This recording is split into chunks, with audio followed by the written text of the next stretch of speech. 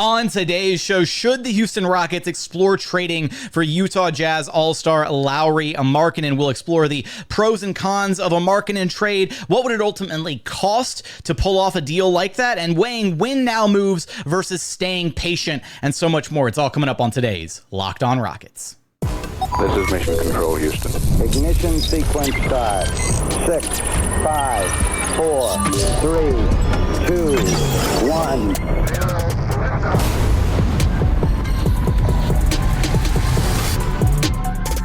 What's up, and welcome to another edition of Locked On Rockets, your daily podcast home for everything Houston Rockets basketball. As always, I'm your host, Jackson Gatlin, native Houstonian and credentialed media member. I'm also the host of Locked On NBA Mondays. Be sure to follow along wherever you listen to your podcasts or on YouTube. Just search Locked On Rockets. Be sure to like, comment, and subscribe. That is the absolute best way that you can help grow our show, is to comment anything below the YouTube video. Just swing by, say go Rockets, comment whatever you want. I do want your thoughts on a potential Lauri Markkanen trade, so be sure to share those in the YouTube comments. Now, today's episode is brought to you by FanDuel. Make every moment more this summer with FanDuel, because FanDuel is hooking up all customers with a boost or a bonus daily. That's right, there's something for everyone every day, all summer long. Visit FanDuel.com to get started. And as always, thank you so much for making Locked On Rockets part of your day every single day, whether it's on your way to work, on your lunch break, in the gym. Thank you for being an everydayer. All right, so as we navigate today's episode, our big topic: should the Houston Rockets explore trading for Lauri Markkanen? It was recently suggested by ESPN's Zach Lowe on his podcast that the Rockets could be a potential suitor for Lauri Markkanen. So that's where we're going to start. At square one is we're going to run back that clip from Zach Lowe and then kind of unpack what he had to say about it, getting into some of the pros and cons. Then we're going to kind of explore what the cost would be and ultimately navigate and get to a decision. Does it make sense for the Rockets, or is it best to kind of stay patient, kind of weighing that win now mentality versus staying patient and kind of staying the course? So let's go ahead and run back the clip from Zach Lowe to start things off. Let's start with Markkanen, because he would fit anywhere. We know the Warriors would be happy to get him at the right price. That would change theoretically the landscape of the Western Conference. I've mentioned the Spurs as a possibility. I do think the Spurs are interested. I don't know how interested, if they're willing to meet Danny Ainge's price. And the Rockets have been mentioned just because they have a million young players. We could go other directions, but what do we think is actually going to happen here, and when? Yeah. So my best educated guess is that Lauri Markkanen will not be traded this summer, that he will sign the extension after August 6th. Okay, so a couple things to unpack from that little bit of back and forth between Tim McMahon and Zach Lowe there. So first off, I will say that I think this is almost purely speculation from Zach Lowe when it comes to the Rockets and any interest in Lauri Markkanen. And I say that because in the past, when the Rockets have been rumored to have interest in certain guys, whether it be trade targets, free agent targets, whatever, they've more or less been, I don't want to say been transparent about who they've been targeting, but like using a couple examples here from last summer, it was like the worst kept secret in the NBA that the Rockets were going after Fred VanVleet, Dillon Brooks, and Brook Lopez in free agency last offseason. I haven't heard anything about any interest from the Houston side of things in pursuing Lauri Markkanen. Now, that's not to rule it out completely, because again, the Rockets do, when you just looking at what the Jazz are trying to get for Lauri Markkanen, what the Rockets have as potential trade pieces to offer, I think Houston does make a lot of sense. And the argument that Lowe proceeded to make later on in his episode was that, the Rockets are, coming off the 41-41 season. They want to continue winning. They want to, I won't say accelerate things, but obviously Ime Udoka has not been shy about his desire to play winning basketball. He was disappointed in not making the postseason this past year. And obviously acquiring Lauri Markkanen, an all-star caliber forward/center kind of tweener piece that can really realistically fit on any team in the NBA and would absolutely elevate the Houston Rockets this upcoming season. into more than likely a concrete playoff tier caliber team rather than having to rely on some of the internal growth and development of the other young guys of the young core. I do absolutely think that it would make sense from that perspective. Lauri Markkanen would be a huge get for the Rockets. We're gonna tackle this later in the show, kind of getting into the cost and everything, but just looking from a sheer like basketball perspective, it makes a lot of sense. I mean, Lauri Markkanen is coming off a season where he averaged 23 points per game, 8 rebounds, couple of assists. He shot a hair under 40% from the 3-point line on about 8 attempts per game, so incredible volume there.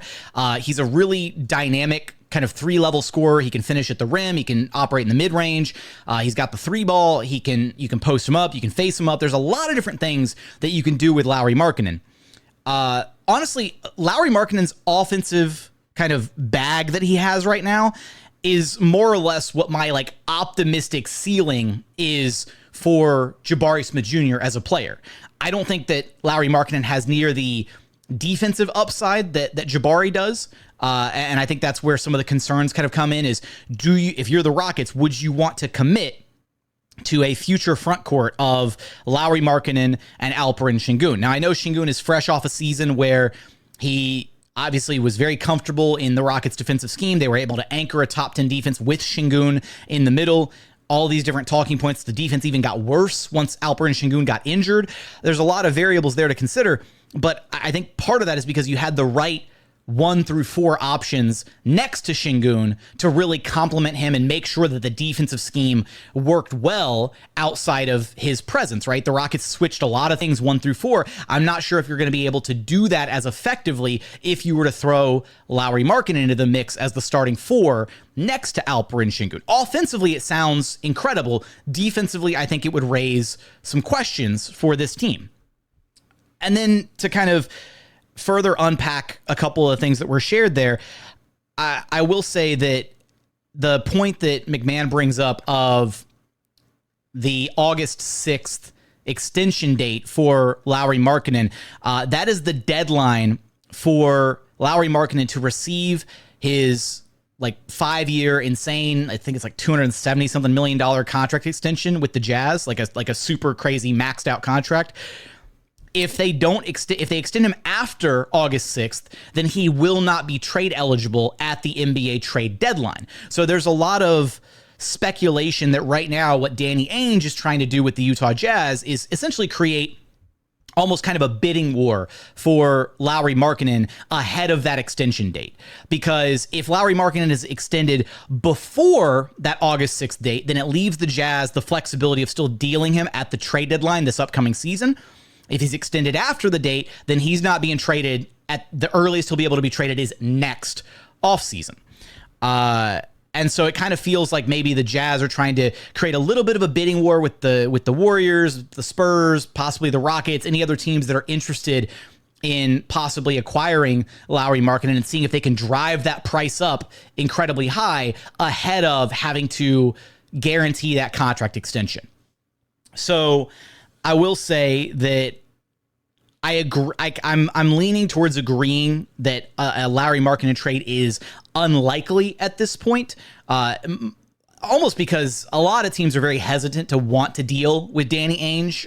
Danny Ainge, very similar to Daryl Morey, in the past, is always trying to pull one over on opposing GMs. He's always trying to come out on top. He's always trying to squeeze you for an arm and a leg and an extra arm on top of that. So the cost is probably going to be the biggest prohibiting factor for trading for a guy like Lauri Markkanen, which is what we're going to explore coming up here in our next segment. We're going to get there in just one moment.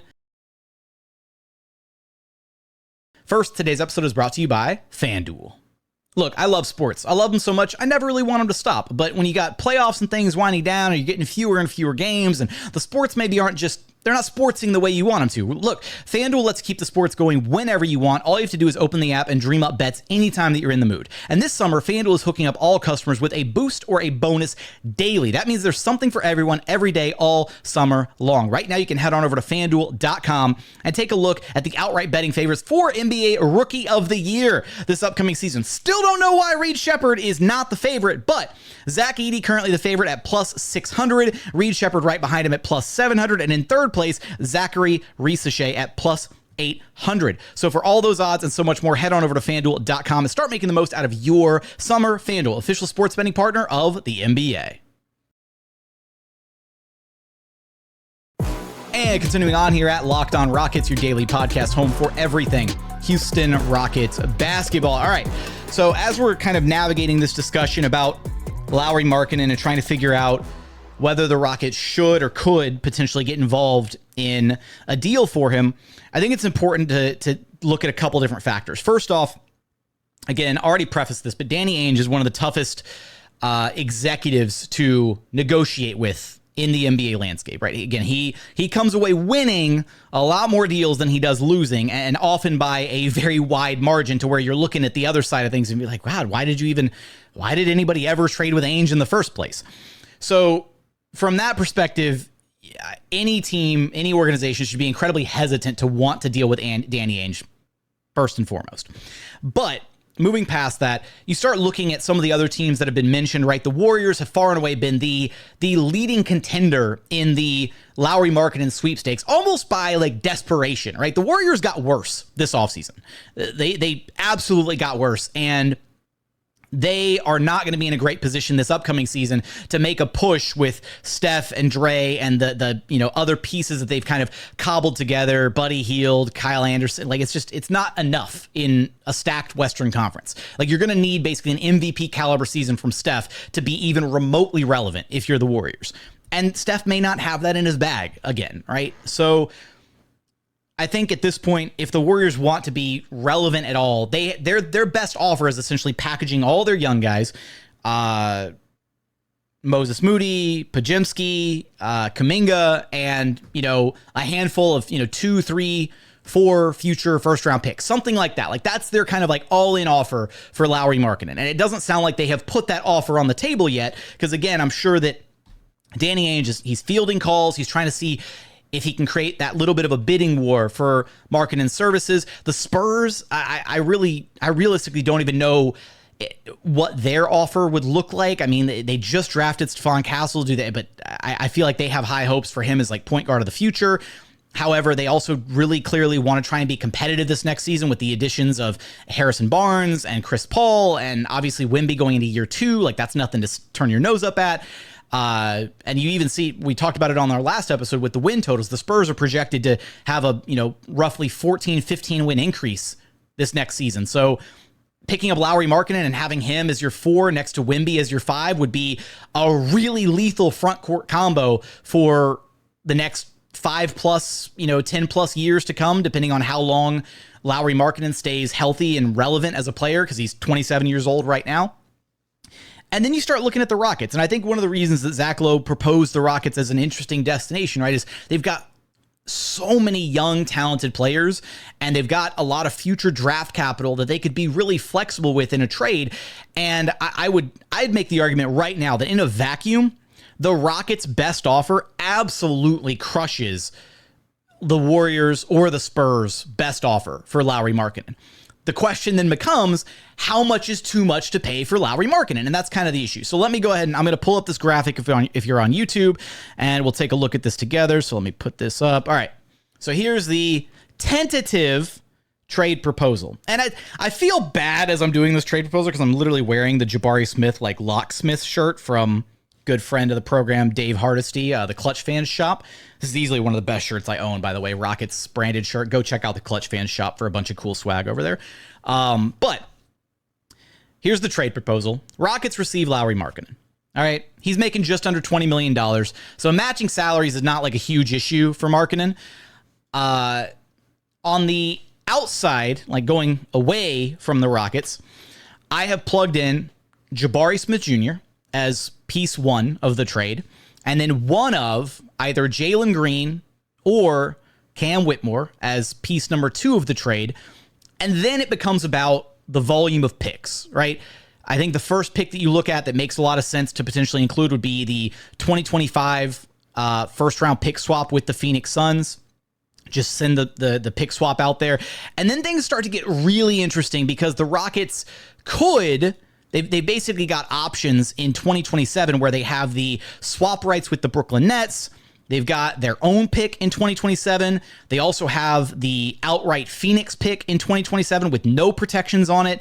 They have access to their own picks starting in 2028, 2029, 2030, 2031. So they have access all the way up to and including 2031 to trade their own draft picks. Now, I would be incredibly hesitant reaching to those really far out picks if you're the Rockets, unless you know for certain that you are trading for a tier 1, like top 20, top 15, top 10 caliber player in the NBA. You don't want to cash in on a pick all the way out in 2031, 2030, whatever.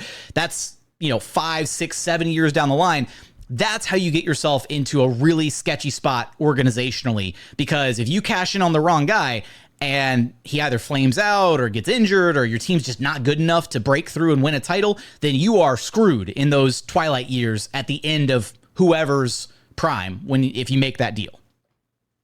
So at how much is too much for Lauri Markkanen, right? I think making the argument that Jabari Smith Jr., I think at least offensively projects to be able to do some of the things that Lauri Markkanen is currently doing.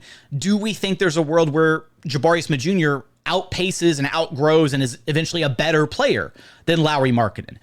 And then it also gets into how high are you on Jalen Green and or Cam Whitmore, right?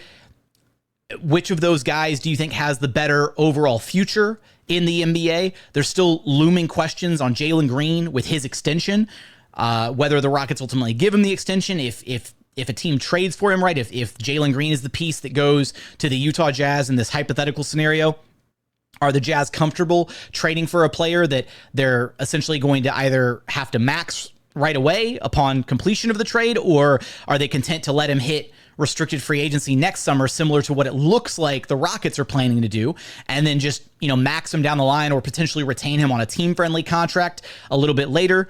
I think from an upside perspective, Cam Whitmore probably has a little bit more value around the league and probably more value to the Utah Jazz as just kind of a blue chip prospect with a ton of upside potential, given some of Jalen Green's struggles in his first 3 years in the NBA.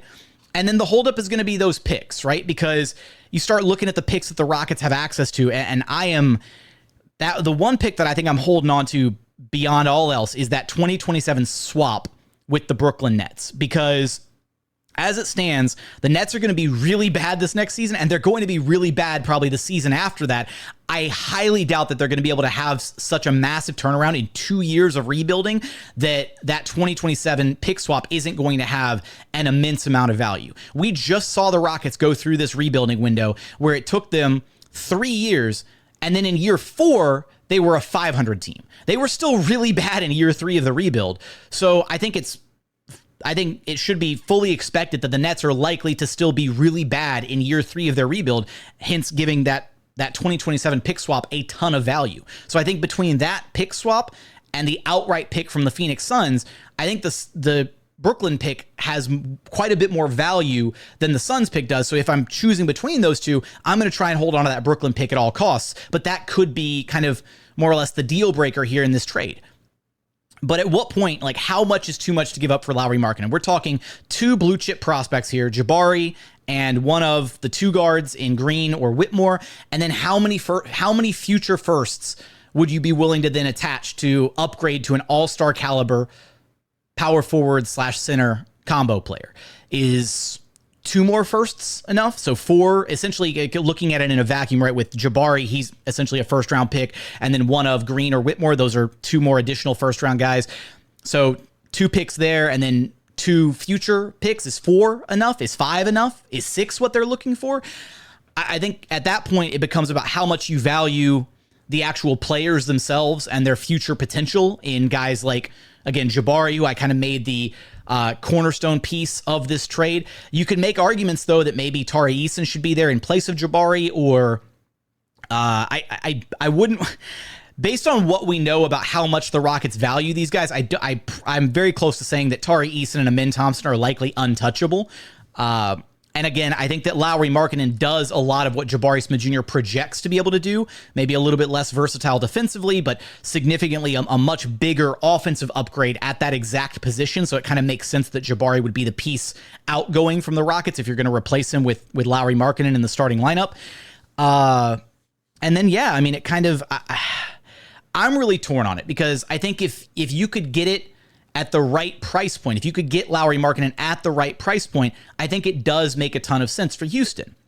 But that becomes the hang-up, is how many future first-round draft picks, in addition to parting with one to, couple pieces of the young core, how much is too much for Markkanen? I think my cutoff would be something like the moment they start asking for a third future draft pick, or if their intent, if Ainge is intent on trying to get his hands on that 2027 Brooklyn swap, that's when I'm hanging up the phone and saying, nope, that's too steep a price.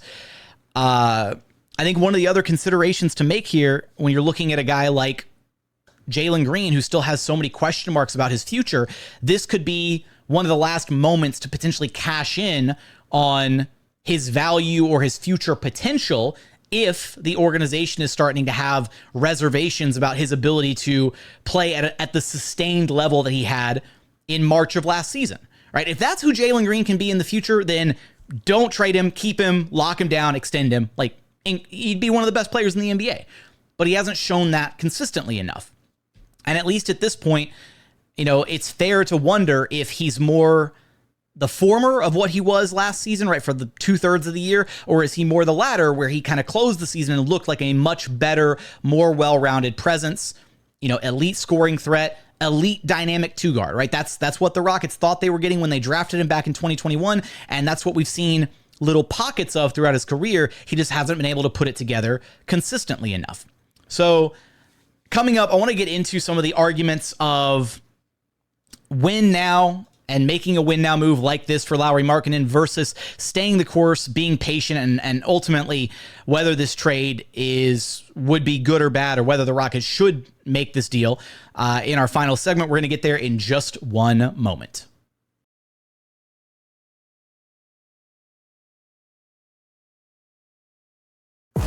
And final segment here at Locked On Rockets, your daily podcast home for everything Houston Rockets basketball. All right, so having explored what the potential cost would be for Lauri Markkanen in our last segment, I will say that there are important considerations between wanting to win now and staying patient. And I see legitimate arguments on both sides, and that's the important thing to note here. The Rockets are clearly an organization that is on the upswing. They're in phase 2 of the rebuild. They're coming off a 41-41 season where they just had a 19-win improvement. And they're in a absolutely cutthroat Western Conference where if you don't make big moves, you are going to fall behind. If you don't try to improve the roster, you are going to stagnate and fall off and potentially not have the success that you want to be able to have in keeping up with the other teams out west. That said, is Lauri Markkanen a good enough player to justify the cost level associated with getting him? I think that he's maybe not good. He's probably not good enough to be your number one option on a legit contender. I think Lauri Markkanen would be a fantastic second option or tertiary kind of option on a legit contender. There's a reason that the Warriors have been pursuing him so aggressively. There's a reason that he is the biggest trade piece on the market as it stands. I think a big part of where the Rockets are at right now, though, with their timeline is even though Lauri Markkanen is a little bit older than the rest of the Rockets' young core, he's sitting at 27 years old. You have to then consider some of the financial ramifications of potentially trading for him. So let alone just setting aside the actual cost of potentially trading for Markkanen. Let's operate under the assumption it's the previous trade package. We'll just say Jabari, Jalen, and we'll say 3 future firsts. So kind of 5 first-round picks in total. Not the 2027 Brooklyn swap, though. At that point, you trade for Markkanen, and then you have to max him, right? You trade for him, you max him. He's now one of your 2 max contracts on the roster. That leaves you space for one more max contract. Is that max going to be Alperen Sengun? Is that max going to be Thompson? Is it going to be Cam Whitmore? Is it going to be Reed Shepherd much further down the line? Like, there are some very legitimate question marks there about how you allocate your finances if you're willing to max Markkanen, even though you're not sure if he's your number one guy. And I think that's to circle this back to where the Rockets have kind of been this entire offseason in their holding pattern and why we haven't seen extensions yet for Alperen Sengun or Jalen Green. As good as Alperen Sengun was this past season, I think there are still questions about, can he be the best player on a contender? We know how good he can be, right? Sengun played like an all-star last season, and he has earned that max extension. But there are legitimate questions. Is he going to be your number one option on a contender? The other teams that have started maxing their guys, the other teams that have started kind of making concrete moves towards, okay, we know this piece is going to be here long-term. We know this guy is going to be one of our foundational pieces. Some of those teams are in much different situations than the Rockets, but it behooves the Rockets to kind of wait and see, because if you max the wrong guys, if you max Alpi, and then if you also max Jalen and those two guys, if you don't have a true blue number one option out of either of those two guys and you've maxed both of them, you've kind of screwed yourself. So you're kind of in that same situation with a possible or a theoretical, hypothetical, whatever, Lauri Markkanen trade. Is if you trade for him and then you max him and all he ever is a really legit second option, then you're almost kind of stuck in like that, what's the analogy I want to draw here? The Washington Wizards Bradley Beal territory, where the Wizards were kind of forced to max Bradley Beal when they did. And now they went as far as giving him a damn no trade clause, which was, just a disaster. But you're kind of forced to max that player because at that point, like, you're not going to lose him for nothing. And in this case, the Rockets are trading all this value for him. So you max him, but if you turn around, you max him, and then after that, you decide, okay, well, then we're going to max Sengun, or we'll max Jalen, or we'll max whoever the next guy is. If you don't have a number one option, a legit tier one guy out of your two max contracts, you're not going to accomplish much, if anything, in today's NBA. You just can't. You need those top tier guys to be able to win at the highest level. So for the Rockets and, the idea of making a win now move, like trading for Lauri Markkanen versus staying patient and kind of giving the young core another, at minimum, like half season, right, to showcase what they've got. Because I think if you go into this next season with no extensions for Sengun or for Jalen, then there is some added pressure on them to continue to perform at the highest level to, realistically earn their extensions in restricted, or not extensions at that point, to earn their new contracts in restricted free agency. The best case scenario for this next season is Jalen and Alpi both completely ball out. They both look like all-stars. Jalen looks more like he did in March throughout the entirety of the season instead of having the slow start. And the Rockets feel really great about maxing both of them. Now, whether or not they stay for the duration of those max level contracts, maybe one of them gets traded, a little bit further down the line to flesh out the roster elsewhere, or maybe, you have to explore trading one of them down the line, even though you just maxed them because you have to allocate money. Maybe a Thompson starts to look like a superstar, right? Or Cam Whitmore, or Reed Shepherd really is the truth, and he's some combination of Steph Curry, Chris Paul, Steve Nash, whatever. Then you're going to have to open up that money and trade a player to then open up another max slot to commit to one of the other young guys. But that's the benefit of having all these young guys kind of staggered season by season, is if Jalen and Alpi look like all-stars this next year, then hell yeah, you max them in restricted free agency, you feel good about it, and you walk into the following season, and you probably do the same thing with Jabari Smith Jr. and Tari Eason. You let them hit restricted free agency, right? Unless you can get them on a really team-friendly kind of extension, then you let them hit restricted free agency, and you decide what you're going to do down the line. You keep kind of kicking the can down the road. I think as it stands, I've been a firm proponent of this. I'm going to stay probably locked into this stance. Is the Rockets, the earliest the Rockets should make any significant win now type moves would be this upcoming deadline, because they just need to give all the young guys on the roster. Jalen deserves another half season. Alpi, we already know what the Rockets have with him. They have an all-star caliber big man who can absolutely be a part of a top 10 defense, and given the right responsibilities, given the right leash offensively, can be a really efficient kind of offensive hub, can be your number one option. Now, how much better can he get? That's what this season's going to be about. How much better can Alp get? Can he level up again this year? I think it's important to give all the young guys a little bit more time, another half season at minimum, to grow, to develop, to see what the Rockets have before giving up on any of them, before cashing in on any of them. Because how awful would it feel if you're the Rockets and you turn around and you trade Jabari Smith Jr., Jalen Green, and more future draft capital for a guy like Lauri Markkanen, who would arguably be probably the Rockets' best player, or at least 1A, 1B with Alperen Sengun as quick as next season. How awful would it feel to then turn around in 1, 2, 3 years and Jabari Smith Jr. is suddenly a better player than Lauri Markkanen ever was, or Jalen Green finally hits his stride and he starts to look like the all-star caliber kind of superstar two guard that the Rockets hoped that they were getting when they drafted him in 2021. That's always the dilemma, is do you want to hedge on these guys' upside potential, or do you think that they have the chance to still hit that ceiling, or have we gathered enough data points? Do we know enough about these players 3 years into Jalen's career, 2 years into Jabari's career? Do we know enough about these guys to say, you know what, we don't think they're ever going to hit that ceiling, right? We'd rather cash in on them now and get a known quantity, a true blue all-star, and move forward with that, plus the other remaining young pieces that we have. That's the difficulty, right? That's why Rafael Stone gets paid the big bucks and has to make those hard decisions. So I don't envy the position that he's in, and I don't envy anybody that's even remotely trying to have negotiations with Danny Ainge.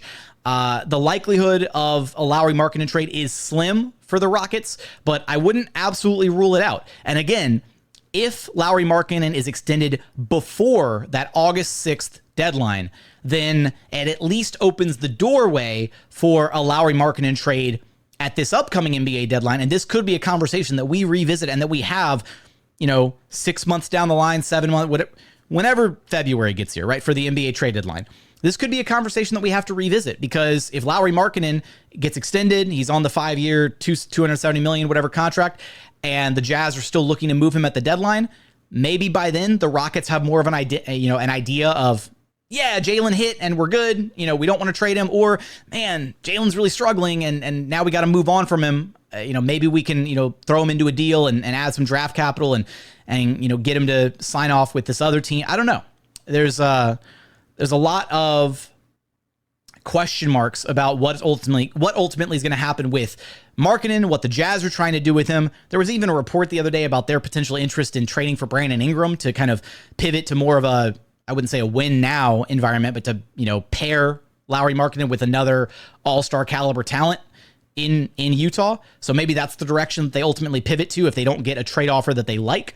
But I think it makes a lot of sense for the Rockets to stand pat, don't make a big trade, and wait and see what these young guys can accomplish this next season. At least give them half a season until the trade deadline, and then you can assess and decide, okay, we need to move on from this guy, or this guy's going to stay here long term. We feel good about it. All those different decisions that the front office ultimately has to make. With that, I'm curious your thoughts. Do you think Lauri Markkanen in Houston makes sense? How much is too much to give up for Lauri Markkanen? How do you feel about the hypothetical trade that we suggested? Let me know in the YouTube comments. But as always, thank you so much for checking out the show. If you haven't done so yet, please consider subscribing wherever you listen to your podcasts, Apple, Spotify, Google, all the different areas. If you're on Apple or Spotify, a 5-star review helps us out a ton. YouTube, all the regular spots. But as always, thank you so much for watching. Thank you so much for listening. We look forward to having you back right here at Locked On Rockets, your daily podcast home for everything Houston Rockets basketball.